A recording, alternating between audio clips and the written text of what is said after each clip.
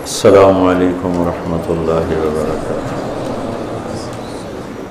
رمضان کا آخری عشرہ اللہ تعالیٰ نے لیلۃ القدر کو ان 5 راتوں میں چھپایا ہوا ہے۔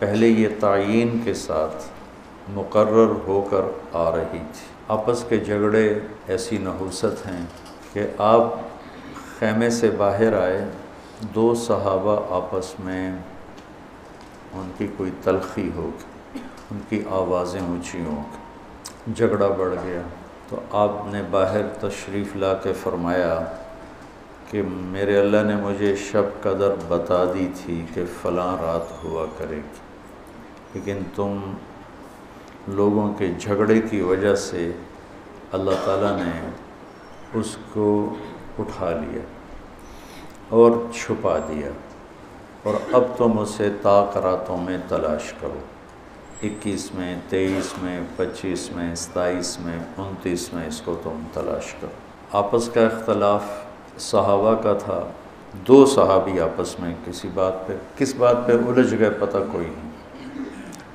بظاہر تو وہ ایک تعیین اور ایک مقرر عدد، مقرر رات اٹھ گئی، لیکن یہ بہت بڑی خیر ہوئی۔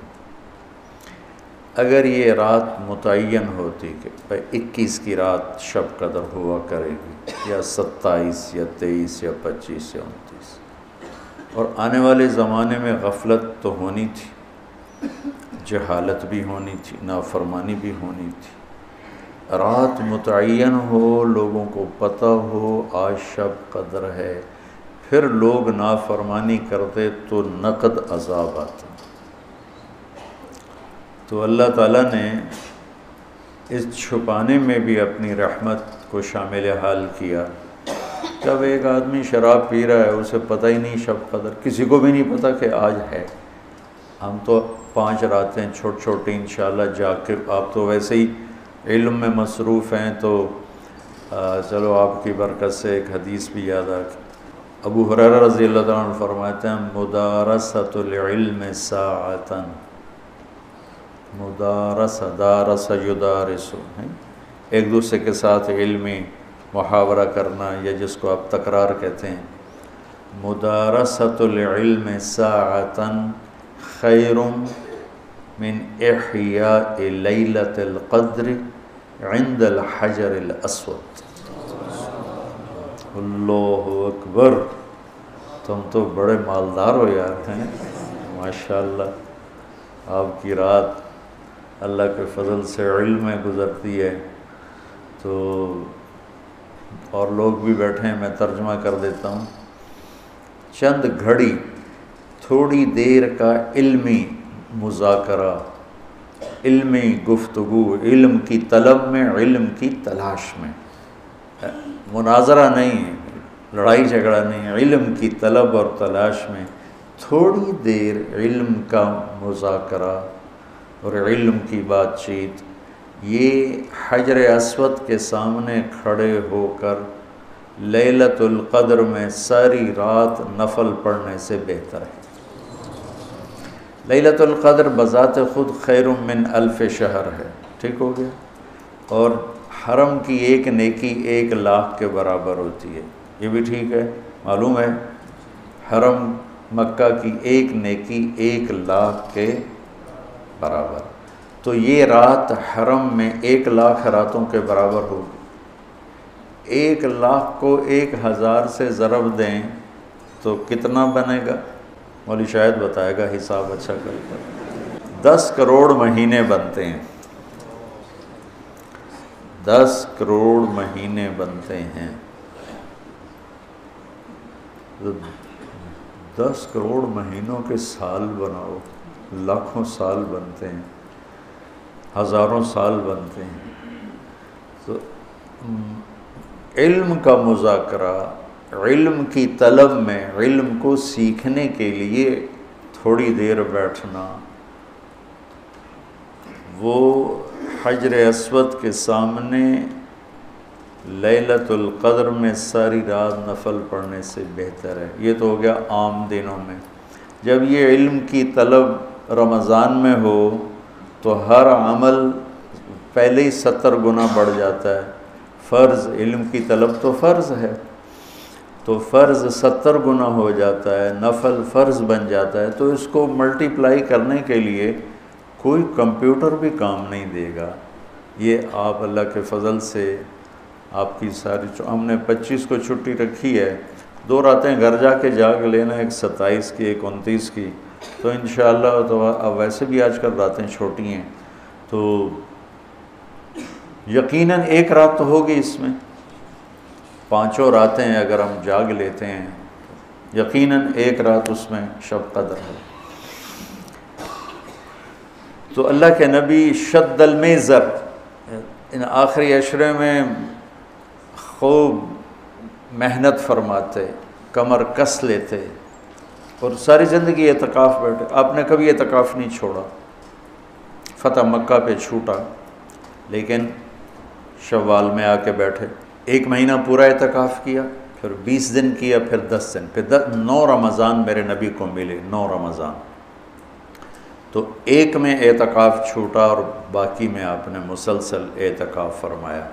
لیلۃ القدر کی صرف تلاش نہیں بلکہ اعتکاف اللہ کے در پر پڑ جانا ہوتا ہے۔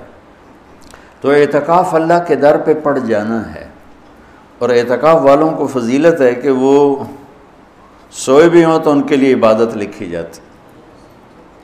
باقی ہمارے جیسے لوگ تو نفل پڑھیں گے تو عبادت لکھی جائے گی، قرآن پڑھیں گے تو عبادت کا اجر لکھا جائے گا، اور اعتکاف والا سویا بھی ہو تو قلم اس کا چلتا رہتا ہے۔ اللہم لک الحمد کما انت اہلہ فصلی علی محمد کما انت اہلہ وفعل بنا ما انت اہلہ انک اہل التقوی و اہل المغفرہ۔ یا اللہ آخری عشرہ شروع ہو چکا ہے، تیری مغفرت کا، جہنم سے خلاصی کا ہے، ساری امت محمد کو جہنم سے نجات عطا فرما دے، ساری امت محمد کو جہنم سے نجات عطا فرما دے، ساری امت محمد کو جہنم سے نجات عطا فرما دے، پوری دنیا انسانیت کو کلمہ نصیب فرما دے، پوری دنیا انسانیت کو کلمہ نصیب فرما دے، پوری دنیا انسانیت کو کلمہ نصیب فرما دے۔ جو تیرے علم میں فرعون ہیں، شداد، حامان، قارون ہیں، ان کے وجود سے دھرتی کو پاک فرما دے، اور اسے امن کا، عزت کا، آبرو کا، شرم و حیا کا گہوارہ بنا دے۔ پورا عالم بے حیائی کی لپیٹ میں ہے، کفر کی لپیٹ میں ہے، میرے مولا اسے تو حیا کی چادر پہنا دے، ایمان کا نور عطا فرما دے۔ یا اللہ تیرے بندے جتنے اعتکاف میں بیٹھ چکے ہیں ان سب کے اعتکاف کو قبول فرما اور ذریعہ ہدایت فرما۔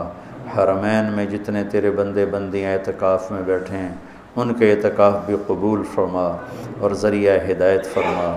یا اللہ تو ہماری یہ چھوٹی سی ایک کاوش، ایک حقیر سی کوشش، اسے بھی یا اللہ قبول فرما اور اسے ذریعہ ہدایت بنا۔ یہ قرآن سے ہمارے دلوں کو جوڑ دے، سیرت سے ہمارے دلوں کو جوڑ دے۔ یا اللہ اپنے محبوب کی مبارک زندگی ہمارے سامنے کھلی کی کتاب کی طرح کر دے، اور ہر عمل کو اپنے محبوب کے یا اللہ نور کی روشنی میں دیکھنے کی توفیق عطا فرما۔ پوری امت میں یا اللہ سیرت حاوی فرما، پوری امت میں یا اللہ اپنے محبوب والے اخلاق زندہ فرما، بد اخلاقی سے ہماری حفاظت فرما۔ میرے دیس کو چوری ڈاکے سے بچا، ظلم و ستم سے بچا، قتل و غارت سے بچا، جھوٹ فراڈ سے بچا، سود اور رشوت سے بچا، یا اللہ ملاوٹ اور کھوٹ سے بچا۔ یا اللہ میرے دیس سے تو بدکاری کے اڈے ختم فرما، شراب کے اڈے ختم فرما، جوئے کے اڈے ختم فرما۔ یا اللہ آنے والی حکومت نیک دل رحم دل لوگوں کی نصیب فرما۔ ہمیں یا اللہ ایسے لوگوں کے حوالے نہ فرما جو بددیانت ہوں، جو دھوکے باز ہوں، جو مفاد پرست ہوں۔